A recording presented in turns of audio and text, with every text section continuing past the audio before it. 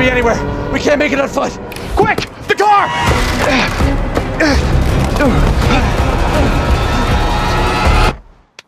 Well, we're dead. What do you mean?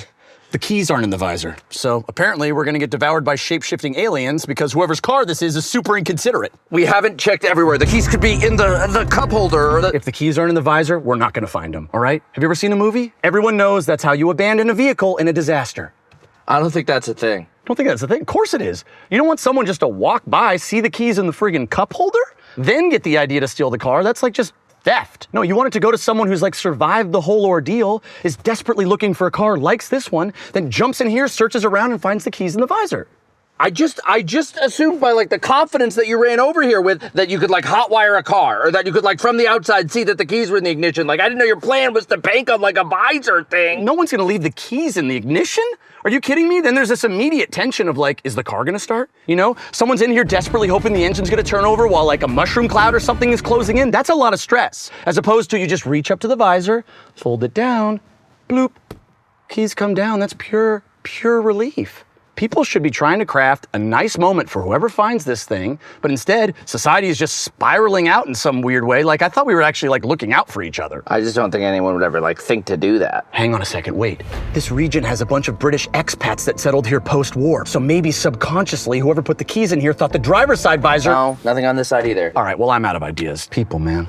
What happened to us? We can still make it to the quarantine zone, okay? We gotta make a run for it. Right, okay, we'll need supplies first. I think there used to be like a gas station down the road there. Perfect. There's probably an old shed where the door's left open a little bit and there's 2 jugs of water under a flickering light bulb. And then there's probably also a cardboard box where if you move it to the side, then we have everything we need for a fast tourniquet for your leg.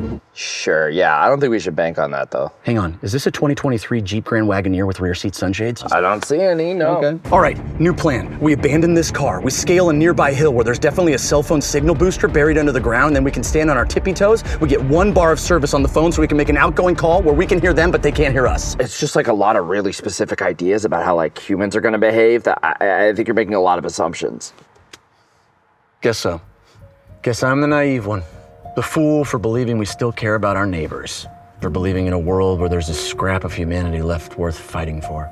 Guess I'm a fool for believing in a world where you and I could, I don't know, find some abandoned barn and flip a giant power switch where the lights slowly come up and there's a disco ball and a jukebox playing music from an abandoned party years ago. And we can just kind of hang out there and just forget about the horrors that we've seen. And whoever's barn it is made the music loud, but not too loud, so we can still say, wait, turn that off, and then get out of there before the aliens. Hang on, is this a postal delivery truck? I already checked the passenger visor. Well, we need more visors then. How can there be nothing under this? Alien! It shapeshifted into the visor! It shapeshifted into the visor! Bow before me, humans! I will taste of your flesh and lips!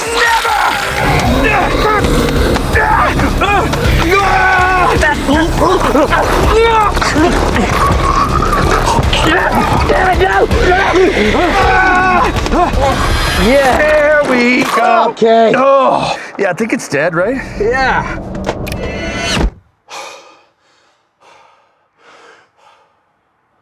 Hang on. That means the original visor. Okay, let's go. All right. Oh, full tank of gas too. How about that? Guess that's the thing.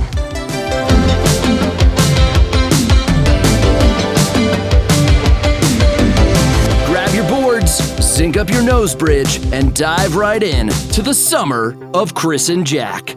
All summer long, we'll be dropping 2 big sketches a month, plus monthly live streams, original YouTube shorts, and a brand new merch store with all kinds of exclusive goodies, like this, and whoa, that.